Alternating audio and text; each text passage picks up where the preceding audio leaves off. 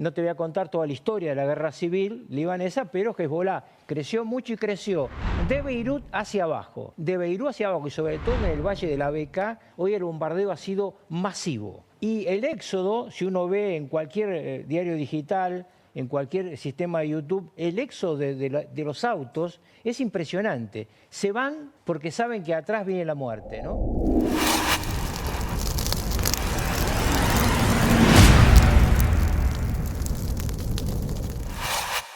Muy buenos días, forjadores de la libertad, ¿cómo están? Bienvenidos a este canal Herrero Liberal Recargado. Bueno, en el día de ayer Carlos Rucauz tuvo una entrevista impresionante con Pagni en La Nación Más, donde habló de lo que está pasando en Israel, el Medio Oriente, de Rusia, este ataque masivo que hizo Israel en tan solo 3 días. Impresionante lo que está pasando en Medio Oriente y en Irán. Así que prestemos atención porque la geopolítica, aunque a ustedes les parezca que estamos muy lejos, es muy importante para el futuro de Argentina. Y aparte, como ustedes saben que soy cristiano, todo lo que está pasando en Israel está en la Biblia. Y sí, en algún momento nos va a tocar, así que es muy importante ver lo que está pasando en el mundo. Vamos a ver el video y como siempre al final lo comentamos. Bienvenido. ¿Qué tal? ¿Cómo estás? Muy bien, me gustaría que empieces a transmitirnos cuáles son tus preocupaciones respecto de lo que está pasando en Medio Oriente, que lo estás siguiendo minuto a minuto. Sé que por mensajes que has elaborado hoy estás pensando que acá hay un cambio de actores, que ya no es una guerra con Hezbollah, sino una guerra directamente con el Líbano. Y te quiero preguntar qué significa para vos la creciente preocupación e intervención de Estados Unidos en esa área. ¿Qué estás viendo ahí? En primer lugar, Golda Meir dijo, tenemos un arma secreta, no tenemos dónde ir. Y yo creo que este es el momento en que esa situación empieza a sentirla fuertemente el gobierno de Israel. 11 meses de bombardeo de Hezbollah sobre el norte y de Israel y la necesidad de que evacúe esa zona le ha creado internamente una situación política muy delicada. Netanyahu no es un hombre muy querido en Israel, pero es el jefe de Israel en guerra y en consecuencia hay una dicotomía que se plantea con oposición interna por el tema de que no aparecen los rehenes o aparecen muertos o que el norte de Israel sigue bombardeado permanentemente por Hezbollah. Entonces inicia la operación Viper, luego la operación de los walkie-talkie y finalmente una oleada de bombardeos impresionante. Entre anoche y hoy, las oleadas de F-26 y F-16 y F-35 fueron espectaculares. Hay una cantidad de muertos nunca vista en la relación entre ambos países en esta última semana y la sensación de que efectivamente, como vos decías, y yo te lo mandé por mensaje, cambia el interlocutor, ya no es solamente Hezbollah, es una guerra con el Líbano. ¿Por qué? Porque en el Líbano el gobierno está muy condicionado por Hezbollah. No te voy a contar toda la historia de la guerra civil libanesa, pero Hezbollah creció mucho y creció de Beirut hacia abajo. De Beirut hacia abajo y sobre todo en el valle de la Bekaa, hoy el bombardeo ha sido masivo. Y el éxodo, si uno ve en cualquier diario digital, en cualquier sistema de YouTube, el éxodo de los autos es impresionante. Se van porque saben que atrás viene la muerte, ¿no? Entonces, mi pregunta sobre esto es, ¿y qué va a ser el patrón de Hezbollah? ¿Qué va a ser Irán? Porque ahí está el riesgo más grande. Efectivamente, como vos decís, ya hay 2 flotas de los Estados Unidos, una en el lugar, otra yendo hacia Irán se debe estar preguntando qué va a hacer Estados Unidos. Es que ese es el tema central. ¿Hasta dónde Irán siente, y no lo sabemos, que esto es un condicionante y qué pasa internamente en Irán? Interrumpo un segundo este video para invitarte a que te suscribas al canal, a que me dejes un like. Es la única manera que tenés de ayudarme a seguir luchando por las ideas de la libertad. Ahora sí, continuamos con el video. Irán es una potencia militar espectacular. Tiene 10 veces el ejército de Israel. 10 veces. 10-1 las tropas. Tiene 10-1 la flota, pero están iguales en misiles y la Fuerza Aérea de Israel parece ser dominante. Entonces, ¿qué guerra espera el mundo y qué pasa si entra Irán? Primero, estamos en una situación, otra vez de la frase de Golda Meir, nunca tenemos que olvidar que Israel es un país que atacado por Irán se siente en riesgo de destrucción y es una potencia nuclear. Líbano no reconoce la existencia de... Ni Líbano, ni Siria, ni Irán reconocen a Israel como tal. En consecuencia, el tema de la destrucción del otro está íncito. Cuando se habla de la paz en Medio Oriente, yo lo vengo discutiendo esto desde que era canciller, lo primero que hay que hacer es decir, bueno, ¿cómo se hacen los dos estados? Y estos dos estados tienen que ser reconocidos, porque si vos querés Vos dos decís estados... el Estado israelí y el Estado palestino. Exactamente, que hoy ya empieza a ser un fenómeno muy lejano, porque Israel ya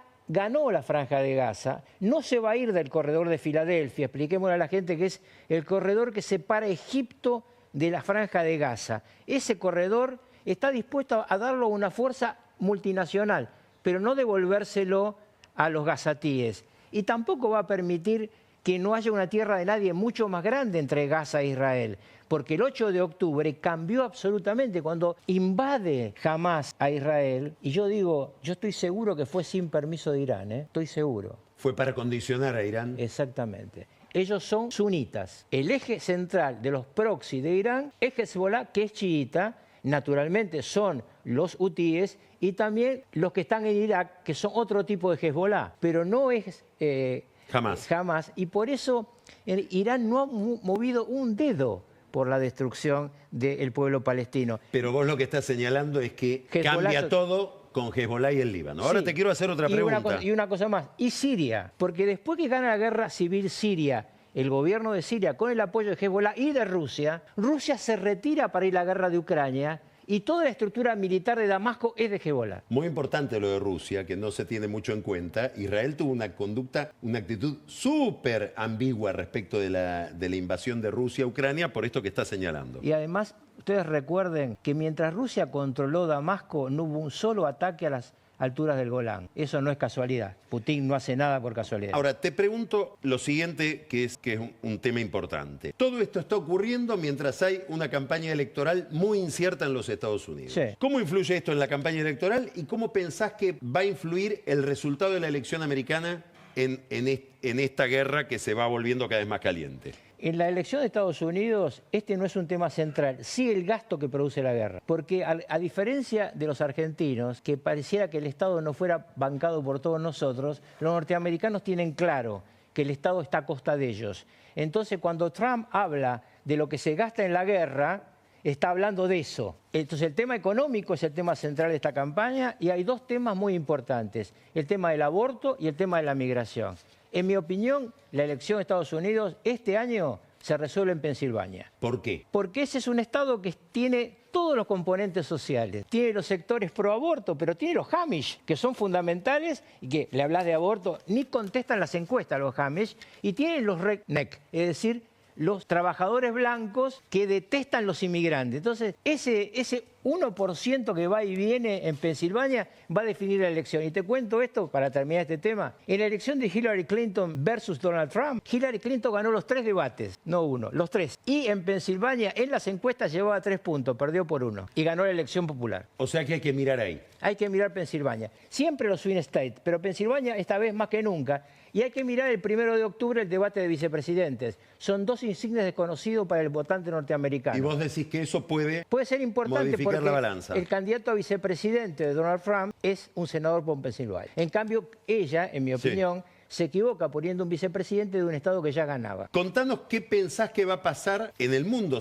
y sobre todo en Israel, Medio Oriente, según quien gane. ¿Qué pasa si gana Kamala Harris? ¿Qué pasa si gana Trump? En el caso de Medio Oriente creo que la situación va a ser igual.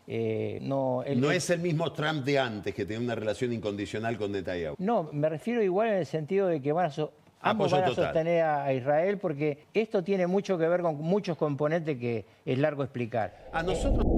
Qué peligroso que es Medio Oriente, qué peligroso. Israel no se va a detener en su defensa. Pensemos que Israel, desde que se fundó en 1948 como Estado de Israel, como el Estado, como la nación de Israel, desde ese día hasta el día de hoy siempre estuvo bajo ataque. Siempre. Siempre el objetivo de Irán fue destruir a Israel. Recuerden que Irán es Persia. También creo que en 1946 o 47 se convirtió en Irán. Después pasó a ser la República Islámica de Irán, pero bueno, ese es otro tema. Pero cuando se declaró República Islámica de Irán, creo que Yasser Arafat, no sé si en la ley Sharia o dónde, bueno, decretaron que Irán tiene que destruir al Estado de Israel. y es desde ese día hasta hoy que Israel siempre vive bajo amenaza iraní. Por eso es que Estados Unidos se mete y no quiere que los iraníes tengan su armamento nuclear, porque el primer objetivo sería Israel. Entonces, bueno, hay que prestar mucha atención a lo que pasa en Israel.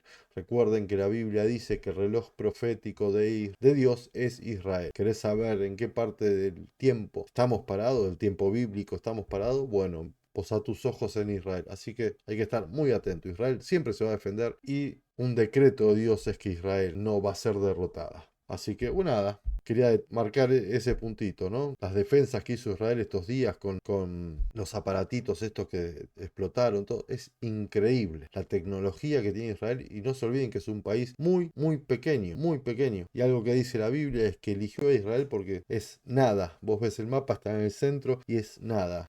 Dice que Dios agarra lo más chiquito, lo más despreciado y lo hace grandioso. Bueno, es lo que está pasando con Israel. Así que bueno, nada, los leo en los comentarios. Abrazos y viva la libertad.